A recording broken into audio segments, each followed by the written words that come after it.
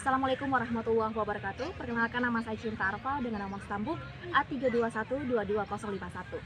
Baiklah, di sini saya akan mengerjakan tugas resume mata kuliah kriminologi yang diampu oleh Bapak Dr. Hasdin SPD MPD. Kriminologi dan hubungan dengan ilmu-ilmu kejahatan lainnya. Prof. Naj membagikan kriminologi zin kriminologi dalam arti luas dalam dua bagian, yaitu pertama kriminologi zin and zin kriminologi dalam arti sempit.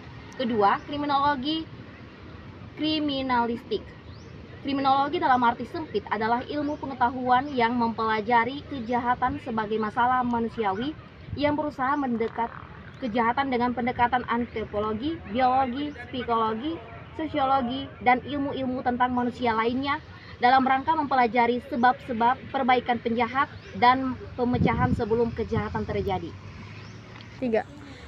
Kriminologi adalah ilmu pengetahuan yang mempelajari kejahatan sebagai masalah teknik, sebagai alat untuk mengadakan pembelajaran atau menyediakan perkara kejahatan secara teknik dengan mempergunakan ilmu-ilmu dalam kimia dan lain-lain. Hubungan kriminologi dan ilmu-ilmu pengetahuan yang membantu. Yang pertama, induk ilmu pengetahuan dari kriminologi. Yang pertama, induk ilmu pengetahuan.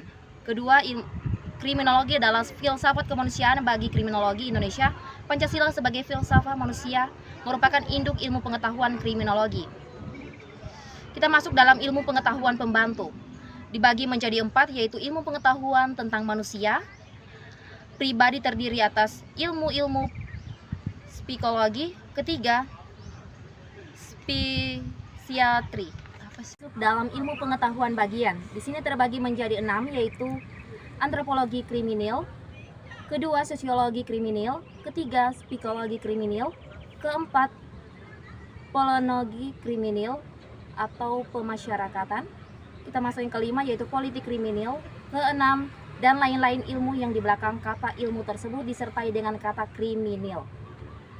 Selanjutnya kita masuk ke dalam ilmu pengetahuan perbatasan, terbagi menjadi 3, yaitu kriminalistik, kedua hukum pidana, dan ketiga hukum pidana acara. Kita masuk ke gunaan dan manfaat kriminologi. Yang pertama, manfaat pribadi. Bisa mengelolahkan diri agar tidak termakan oleh kejahatan dan bertunda agar dapat tidak menghindar dari diri untuk tidak berbuat kejahatan. Kita masuk yang kedua, yaitu manfaat masyarakat. Memberikan kesadaran bahwa kepada dasarnya kejahatan-kejahatan merugikan dan membahayakan masyarakat.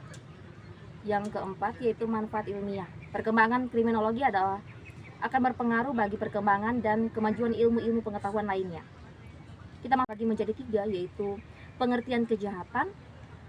Herbert Porker pada tahun 1986. Ketiga, secara etimologi. Next, sudah stop aja. Di pengertian secara yuridis, yaitu kejahatan adalah tingkah laku yang melanggar undang-undang pidana. Masuk ke bagian yang kelima, yaitu pengertian secara sosiologis. Kejahatan meliputi segala tingkah laku manusia yang baik yang ditentukan, yang belum atau tidak dalam undang-undang pada hakikatnya oleh masyarakat dirasakan dan ditafsirkan sebagai tingkah laku atau perbuatan secara ekonomis atau psikologis menyerang atau merugikan masyarakat dan melukai perasaan sosial dalam kehidupan bersama.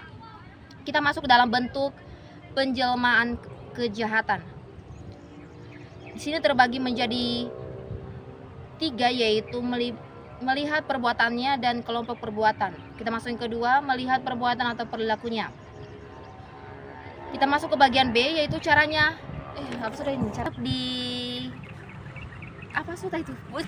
Baik, kita lanjut. Dilihat macam objek hukum yang diserangnya. Yang pertama, kejahatan terhadap keagamaan negara. Kedua, kejahatan terhadap martab kedudukan presiden dan wakil presiden. Ketiga, kejahatan terhadap ketertiban umum. Keempat, kejahatan terhadap kekuasaan umum. Kelima, kejahatan terhadap kesusilaan. Keenam, kejahatan terhadap kebebasan orang. Ketujuh, kejahatan terhadap jiwa orang. Dan yang terakhir, ke-8, yaitu kejahatan terhadap harta, benda, dan lain sebagainya. Jadi, jika titik tolak diambil dari perbuatan atau perilakunya, ada 2 jalan untuk membaginya. Yang pertama, melihat motif atau alasan yang digunakan oleh pelaku. Kedua, melihat sifat-sifat dari penjahat atau pelaku. Baik, kita masuk di tugas individu. Di sini ada 7 soal. Yang pertama, teori anomi, yaitu yang dikembangkan oleh Emil Durkheim, menunjukkan bahwa kejahatan adalah produk dari gangguan norma atau nilai-nilai sosial.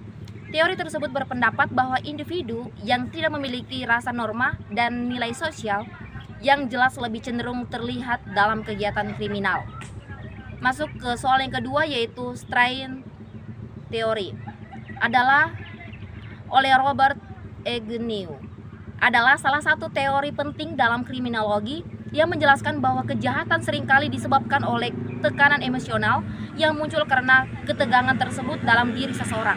Kita masuk yang ketiga, yaitu teori asosiasi diferensial. Edwin Sutherland mengusulkan bahwa perilaku kriminal dipelajari seseorang akan menjadi nakal sebelumnya ada sikap yang mendukung pelanggaran hukum dibandingkan hukum secara negatif. Masuk yang keempat, yaitu teori kontrol sosial, dikembangkan oleh Transfield Hirsi. Pada tahun 1960, teori ini menyatakan bahwa perilaku individu berkaitan dengan masyarakat dan sejauh mana individu merasakan penentuan penyimpanan perasaan mereka dari norma-norma masyarakat konvensional. Kita masuk yang kelima, containment theory, merupakan suatu teori yang disugestikan sebagai substitusi teori fungsional yang digagas oleh Walter C. Rickers. Dalam hal ini yang menjadi khusus perhatian bukanlah pernyataan tentang mengapa seseorang melakukan kejahatan, namun lebih kepada mereka mengapa tidak melakukan kejahatan. Kita masuk ke yang soal ke-6, teori labeling. Edwin Lemert mendefinisikan teori labeling adalah teori tentang seseorang menjadi penyimpang karena adanya proses labeling oleh masyarakat. Bisa dikatakan oleh orang yang mendapatkan tabel atau cap dari masyarakat, khususnya orang yang berkonotasi negatif akan menjadi penyimpang sesuai dengan tabel tersebut. Labeling dapat berupa julukan, cap, atau